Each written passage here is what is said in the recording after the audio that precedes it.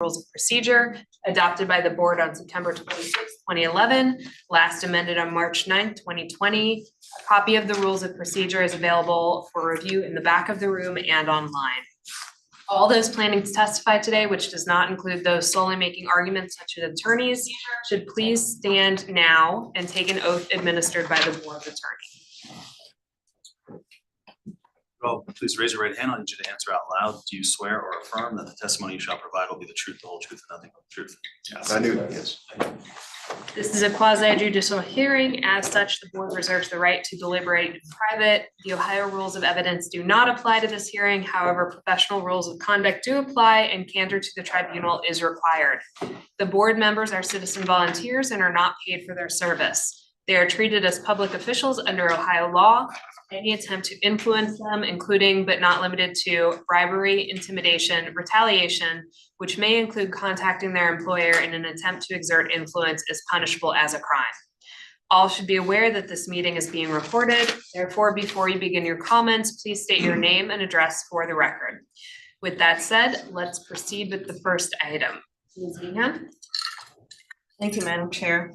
Our first item today is 3621 Morris Place.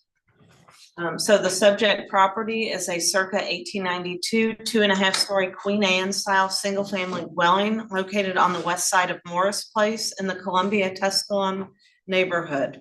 The property is clad in wood siding, has a full width front porch with round columns and railings with turned spindles. The multi-gabled roof is clad in asphalt shingles and has a brick chimney on the north side and towards the back of the roof. Concrete steps lead up to the porch, and the house rests on a stone foundation. At the rear is a partial width 1-story porch with turned columns and decorative trim. A door leads out to the porch from the first floor, and a driveway runs along the south side of the house. So you see here the current 1-story porch on the rear of the house.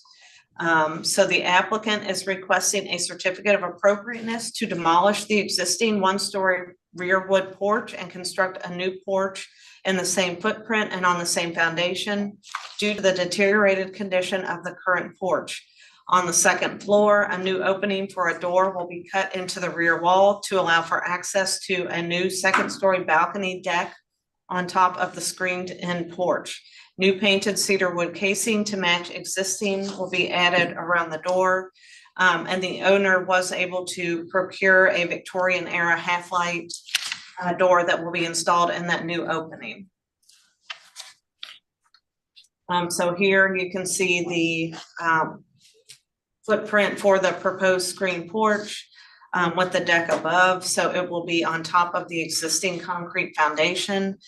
So the footprint of the porch will not change. And then here you can see drawings of the proposed screened-in porch with the rooftop deck above. And you can also see where the new door will be cut into that rear wall. So for the recommendation, the staff recommends the Historic Conservation Board take the following actions based on plans by Chris Kepis with Kepis Architecture dated March 20th, 2025.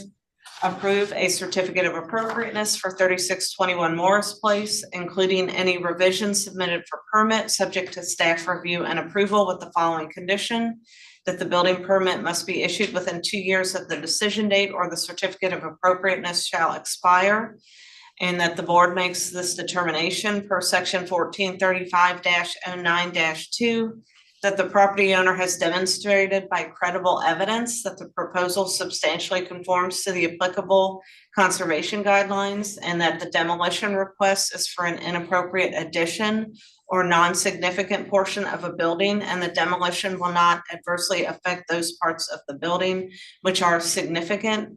And staff does recommend approval of this item. Thank you. It looks like we do have the owner and architect here today.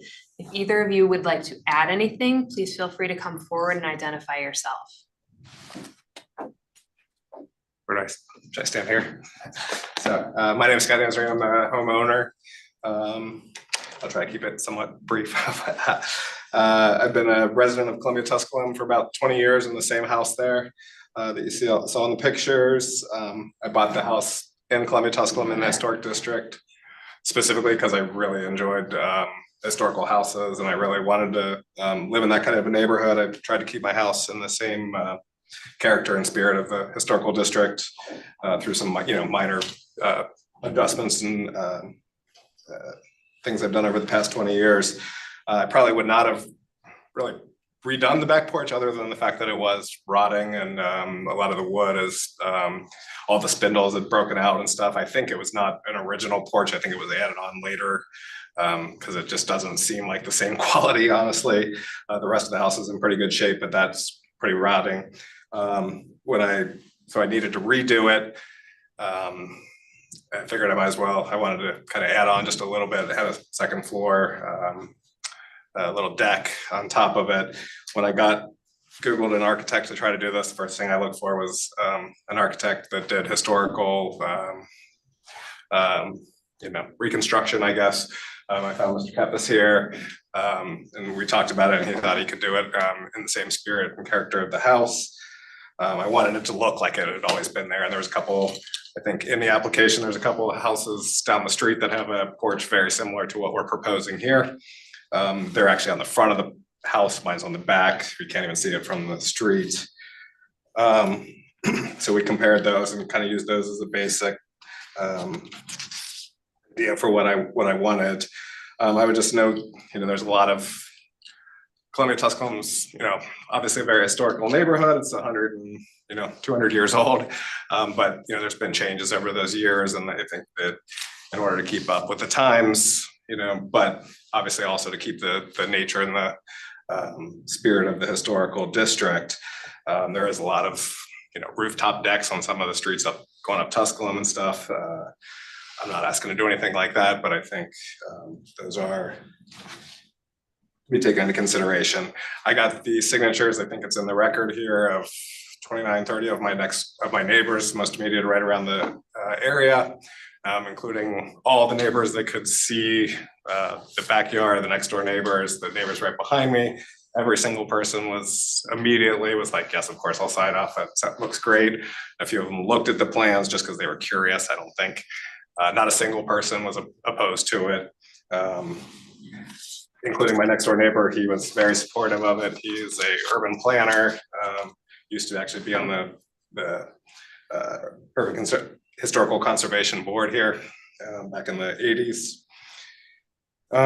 As indicated, the porch is basically the same footprint as what was there before, just adding a second floor deck on top and a door.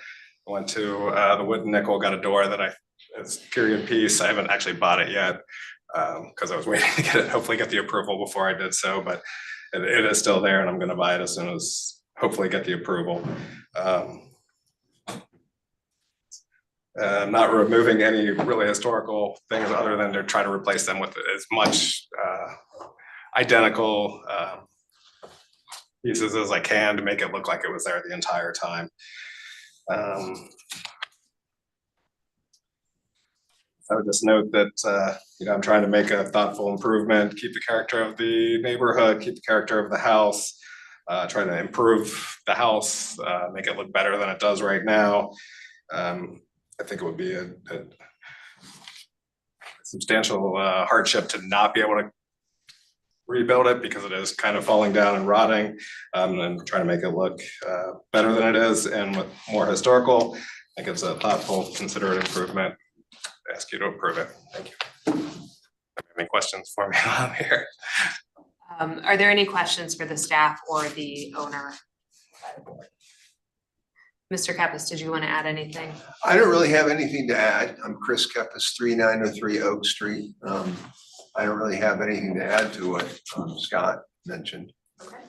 I don't believe I have anyone else from the public signed up. I just want to make sure that's the case. Okay, given that, I would entertain a motion. Madam Chair, I'd like to make a motion to approve the certificate of appropriateness as laid out by staff. Second. Call the roll, Mr. Zelasco. Aye. Ms. Smith Dobbins. Aye. Mr. Sunderman. Aye. The chair votes aye. Good luck. Congratulations. Thank you very much. Thank you so much. I really appreciate it, Chief. On to item number 2.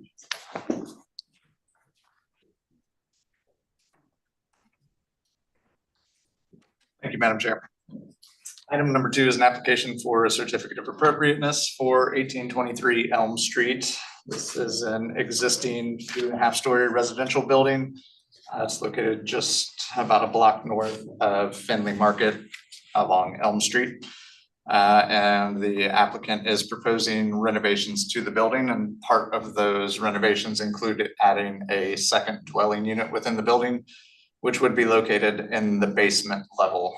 So the certificate of appropriateness request is primarily related to alterations to the building that would facilitate that basement unit, including a new window well on the front elevation of the building that would be sunken below grade to allow for an egress window in the basement bedroom apartment unit, and a first floor addition within the rear L section of the building that would allow for a covered staircase that would extend downward into the basement, providing that providing the access point for the basement unit.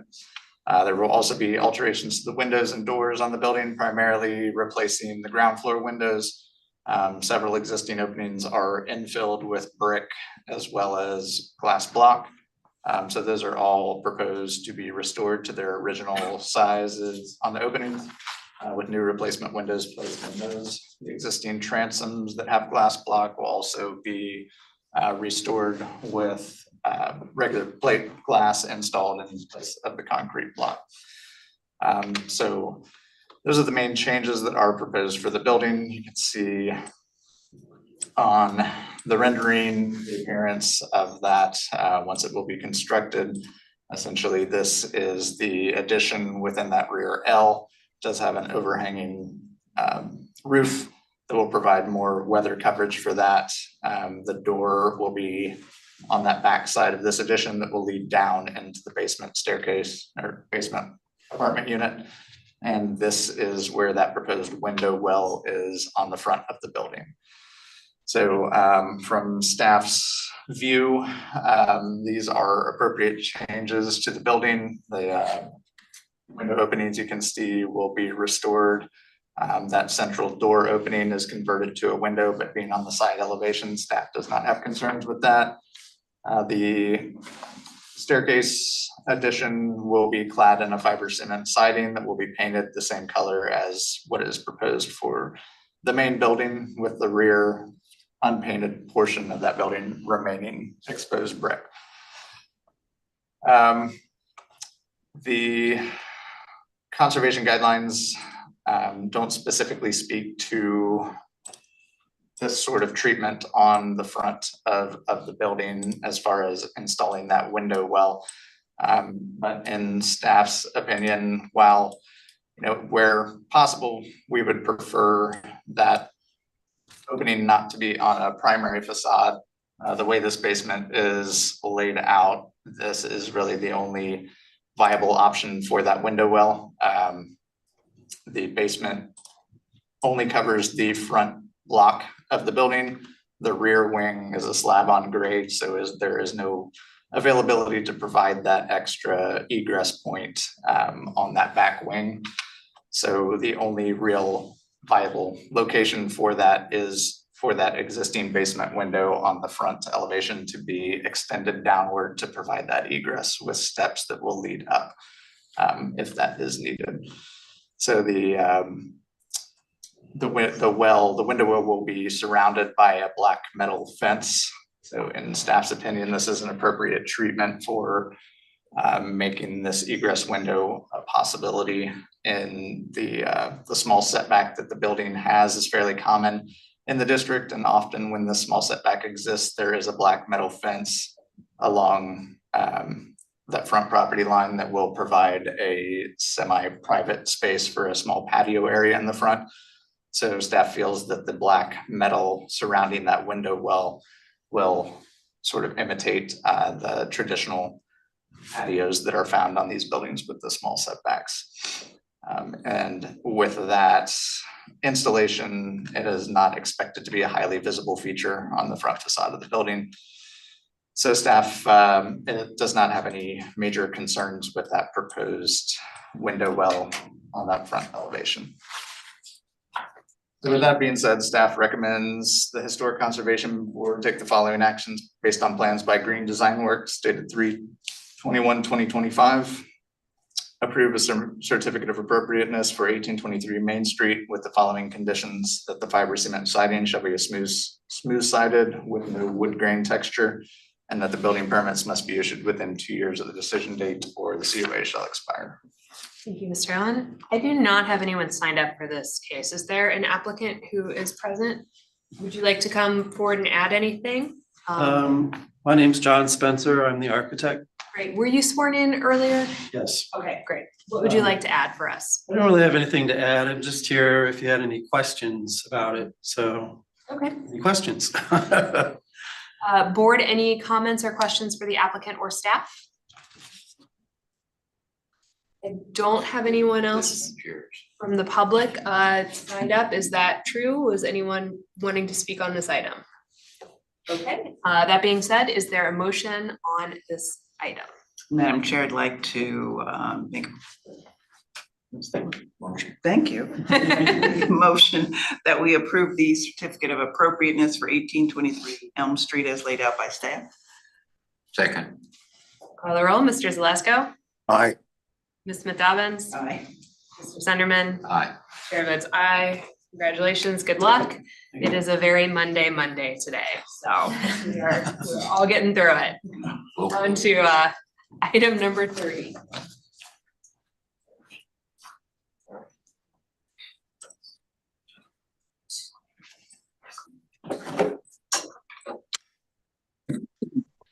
Madam Chair, item 3 is an application for a certificate of appropriateness for 1517 Republic Street in the Irvine Historic District. This is an application for new infill construction on an existing vacant lot.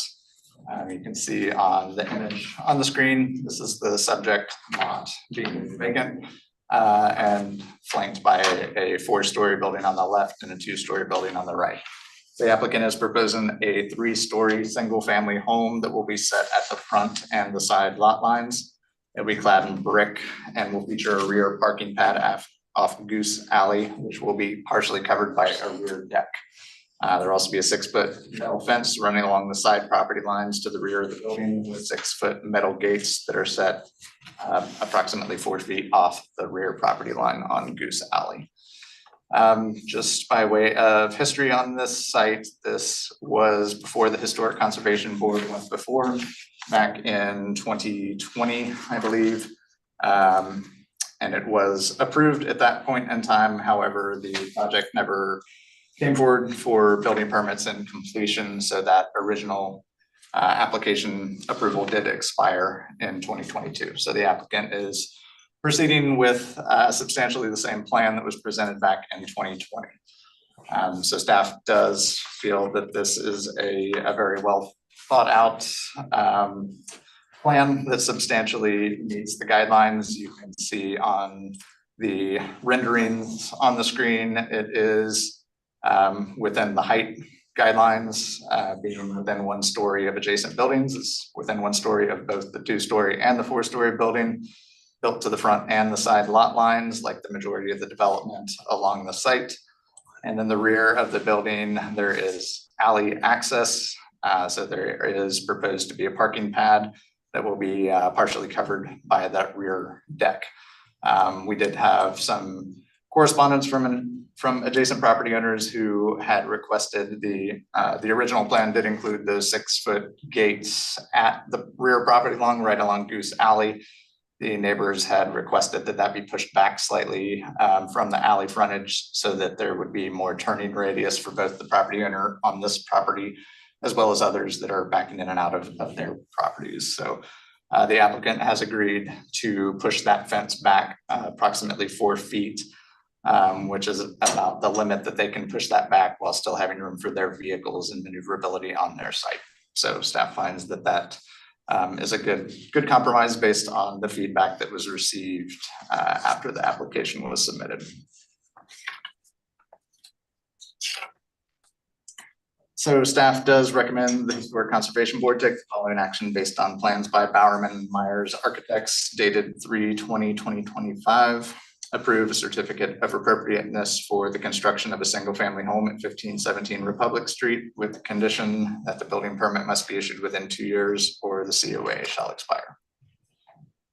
Thank you. I do have, someone signed up for this item, Darren Myers.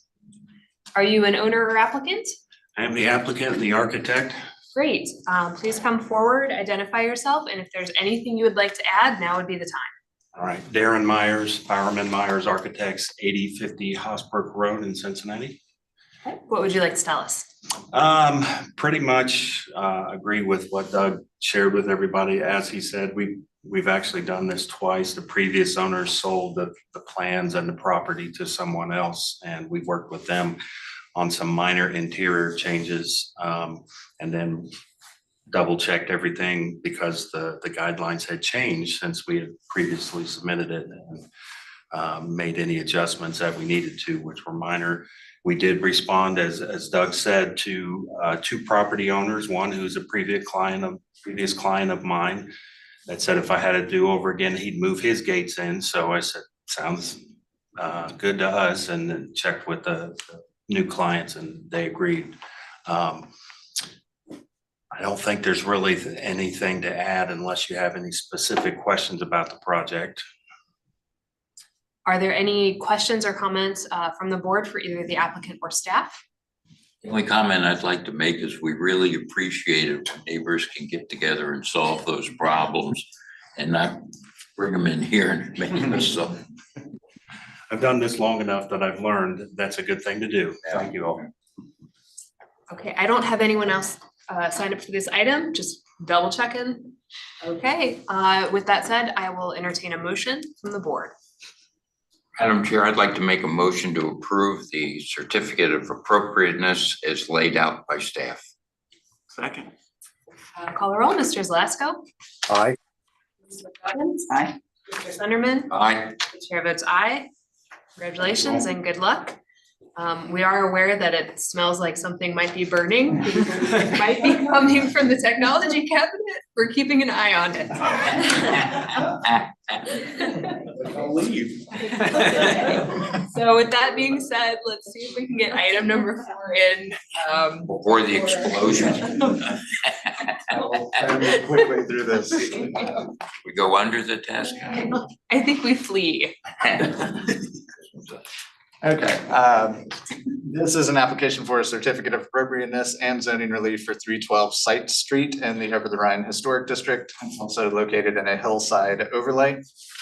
As such, there is hillside review needed to exceed the maximum building and envelope in height.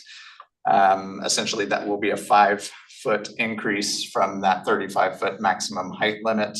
And the applicant has provided a representation of that maximum building envelope with their plans, but you can see the hillside maximum building envelope established by the front of the building and the rear, 35 feet from each, and both of those connect. Measuring to the midpoint of the highest gable, this is about 5 feet above that maximum limit. So staff finds that this is generally appropriate in order to provide the massing that the applicant is looking for with the ground floor garage, pushing the building up and the hillside a little bit more rather than excavating further down into the hill, which is the preferred approach in a hillside district. So this is a similar height increase to what has been approved on other infill development on this street. So staff does not have any major concerns with that zoning relief. As far as the certificate of appropriateness is concerned, staff also finds this to be appropriate and substantially meeting the historic conservation guidelines. You can see the building is built with a small setback at the front, approximately 5 feet, and it also has 5-foot setbacks on the side property lines. While this is somewhat a slight bit more than what has been approved on other infill projects, especially and essentially the 308 sites, which is another single family house, 2 lots to the west. That building has 3.5-foot setbacks. This building has 5. That additional setback area allows for additional window openings while still meeting the fire code requirements for rated walls. So staff finds that the 5-foot setbacks are still fairly minimal, and staff does not have major concerns with that. From a building massing and rhythm standpoint, staff also finds that this does substantially comply with the guidelines. The height is in line with the adjacent development on the block. There are only 2 historic buildings on this block face, and both of them are at the very edge of the street. And they are set back substantially from the front property line, which is very unusual in the district. The building at the easternmost point fronts more on the side street than on sites, which may be why it has that more substantial setback. The building along the south side of the block are mostly built to the front line or very close, and some do have minimal side yard setbacks, but all of them are generally within that 3 to 4 foot height range. So staff does feel that the height and massing that is proposed for the building is appropriate and meets the block face or the historic context when expanding the context area due to the lack of historic context on this block face alone. The building does have a vehicular entry at the ground floor, and while the conservation guidelines do allow for vehicular entries, they only allow for them when they are present on at least 50% of the buildings in the block face, as well as it wants them to be on the side or the rear of the building and not on the front facade. So that is a difficult guideline to meet in the hillside areas. Historically, staff had generally recommended approval for vehicular openings in hillside areas because they are so much more difficult to access, especially considering the size of these lots and the topography of the lot. It's very impractical to expect a vehicular entry on a side or rear elevation. And it is worth noting that of the surrounding historic context, while it is not a full 50%, it is just one building below that 50% when including the new construction townhouses that are across the street. So staff does feel that based on the existing context that vehicular entry on the front facade is okay. While it does not meet the conservation guidelines, the overall design of the building does substantially meet those guidelines. So the inclusion of that vehicular opening on the front, staff feels is not sufficient to rise to the level of a recommendation for denial on this. Staff's one suggestion to the applicants was that because this raised foundation is essentially an entire story tall, in order to provide that vehicular entry and that space above the hillside, staff had recommended that at least the area along the front surrounding that vehicular entry be clad in stone or a material that mimics stone, or at a minimum scored concrete that would have the appearance of individual masonry units. So the applicant has elected to keep the poured concrete foundation and clad it with parging that will be a smooth finish. They had explored the idea of a stucco or a parged material that would have sort of a not smooth finish, but more of a stucco appearance, and staff recommended that not be applied because there is a specific prohibition on stucco in the conservation guidelines. So they elected to have the smooth sided finish on that raised foundation. So while that is likely a better option than just the plain poured concrete, staff would still prefer, considering the amount of raised foundation that there is, to have at least the area surrounding that garage clad in some other material that at least mimics the appearance of masonry units. With all that said, staff recommends the Historic Conservation Board take the following action based on plans by Platt Architecture and Design dated 3/21/2025. Approve a hillside review to exceed the maximum building envelope in height, and approve the certificate of appropriateness for a single-family residential building at 312 Site Street with the following condition. The poured concrete surrounding the vehicular entry shall be clad in masonry material or scored concrete to mimic individual masonry units. And 2, the building permits must be issued within 2 years of the decision date or the COA shall expire. Thank you. It looks like we do have the architect signed up. If you would like to come forward and identify yourself and then add whatever you wish to add.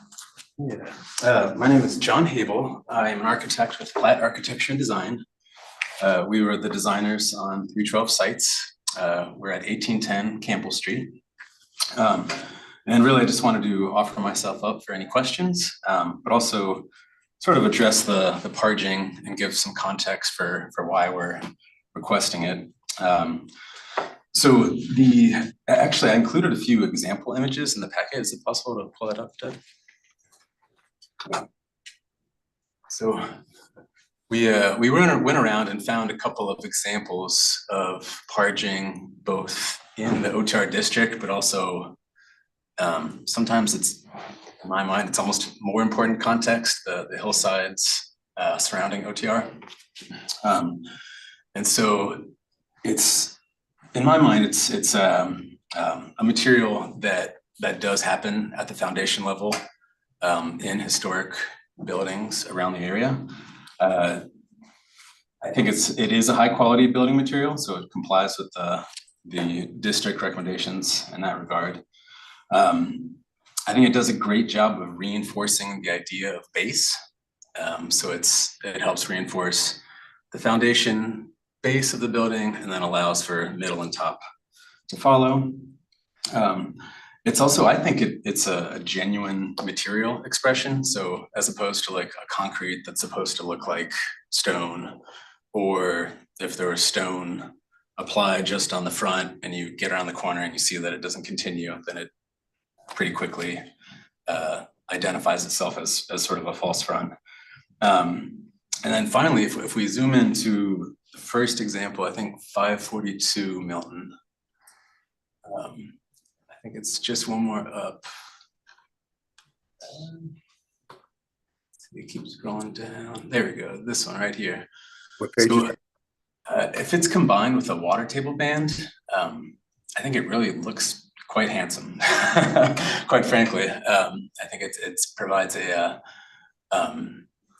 it further, I would say, reinforces the idea of base and kind of conveys the idea of a stone foundation that's different from the brick material above. So thank you, and here to answer any questions that you have. I believe you may have the owners with you. Did either of them want to add anything? No, I think we're good. Thank you. Are there any questions from the board for the applicant or staff? Mr. Owen, how do you feel about that? I would be more likely to support that argument if it was a smaller reveal of that foundation, like in this example at 542 Milton, with a small stoop leading up and that being, essentially only about 4 feet or so, being, that much more substantial size and height of that around the garage. That is where my concern really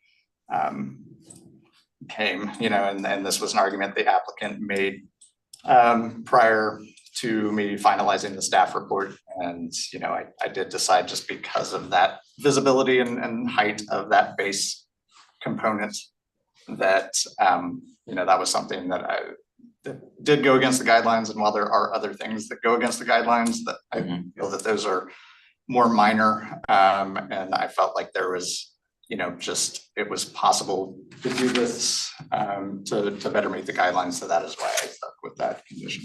Okay. How do you feel about that? you know, I guess I would say, the only thing I would add to that is that there isn't like a huge exposure of the arching on the front facade, because there's the garage door and then the stairs at the front. As soon as you get around the corner, it all starts to slope upwards, The so. height of it is what? Let's see, I think we are 10 feet above grade, does that sound right?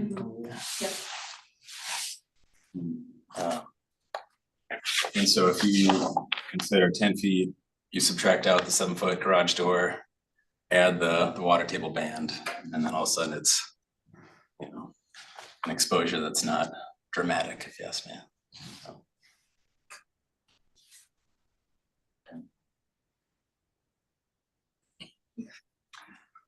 I mean, that's, I don't think this is something that, you know, is going to make this building something that you're gonna drive past and think, oh, that's terrible, it doesn't belong in a historic district, you know, it's just something that I wasn't quite willing to make that leap, you know, is willing to bend more on the other items like the vehicular access and that slightly increased setback, things like that, so you know, this is, if this were to be approved, I don't think it would be terribly detrimental to the building. How do you feel? I don't love that height of parging, but I tend to agree that a faux masonry effect on concrete is not my preference either, so I can go either way.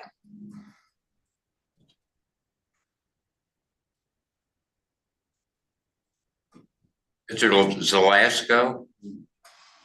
I think that the cast stone makes all the difference for me to give it kind of a terminus. I'm okay with the stucco or the parging apparent. Fine with it. I mean, Okay. as long as Doug is kind of sort of okay with it. It didn't sound like he would start a riot or anything. But it was a firm sort of okay. Oh, okay. Well, she hasn't said anything. I don't think we have anyone else, so if we don't have any additional questions, I would entertain a motion. It sounds like we may need to modify the certificate of appropriateness conditions. Up to you. Make a motion, you decide. Okay, well, how will I can't say kind of, sort of. This is, I think we're with Port Country, shall be clear. So are we saying that the vehicular entry shall be clad in parging? I think you can either change it to say that if you, that water table we've talked about is important, you could say parging with a water table. If you're not particular picky, you can remove that finding entire, or that condition entirely. Okay, which would you prefer, Doug? I mean, as far as I'm concerned, is if you strike that condition entirely, then we're looking at what was approved on the drawings, which show the parging and the water table. So I think if you just strike it, that would be enough for me. Okay, all right. So Madam Chair, I'd like to make a motion that we approve the certificate of appropriateness with the parging and the water table as laid out by staff, and also zoning relief. And second. All sites. Is there a second? Second. Call the roll. Mr. Zelasco? Aye. Ms. Smith Dobbins? Aye. Mr. Sunderman? Aye. Chair votes aye. Congratulations. I think that is all the business we have for today. Is that correct? Okay. Couple announcements. Okay. No meeting May 19th. Next one will be June 2nd. Also, there will be a different staff attorney this summer. I'm taking some leave. I will be back in August. But you'll have either Kevin Tidd or Jeremy Seabaum sitting in during that time. So have a great summer, everybody. Okay. If there's nothing else, I would entertain a motion regarding adjournment. So moved. Second. All in favor? Aye. Aye. Okay, we made it. Thank God for technology. Sandra.